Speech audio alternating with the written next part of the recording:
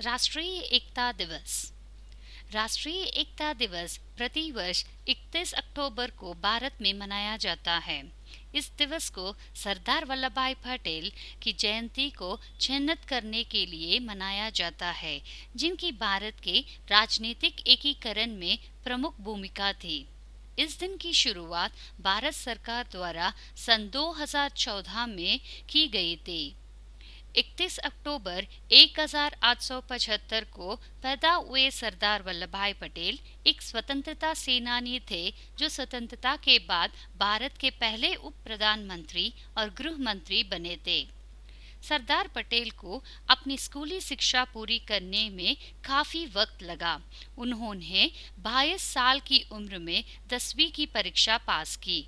36 साल की उम्र में सरदार पटेल वकालत पढ़ने के लिए इंग्लैंड गए। उनके पास कॉलेज जाने का अनुभव नहीं था, फिर भी उन्होंने 36 महीने के वकालत के कोर्स को महज 30 महीने में ही पूरा कर दिया। सरदार पटेल भारत के छोटे राज्यों को भारतीय संघ में एकीकृत करने में महत्वपूर्ण भूमिका निभाई थी। स्वतंत्रता से पहले वह एक प्रसिद्ध सामाजिक कार्यकर्ता और भारतीय राष्ट्रीय कांग्रेस से जुड़े स्वतंत्रता सेनानी थे। समारोह और गतिविधियां। राष्ट्रीय एकता दिवस पर शैक्षिक संस्थानों, स्कूलों, सरकारी कार्यालयों और अन्य स्थानों पर कई आयोजन किए जाते हैं।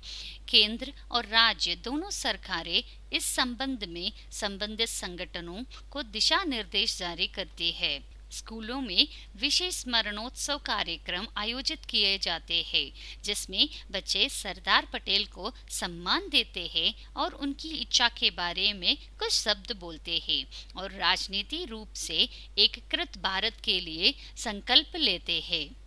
गुजरात में सरदार पटेल की 182 मीटर लंबी प्रतिमा का उद्घाटन प्रधानमंत्री नरेंद्र मोदी ने 31 अक्टूबर 2018 को किया था।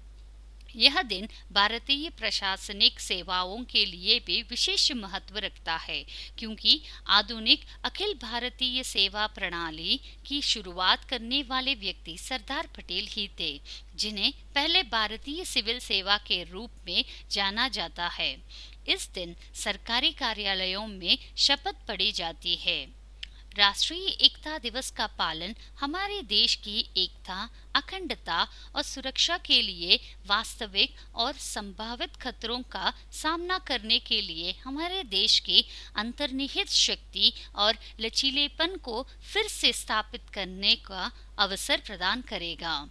सरदार वल्लभ भाई पटेल भारत की सिविल सेवाओं के संरक्षक संत और भारत के लौह पुरुष के रूप में भी जाना जाते हैं।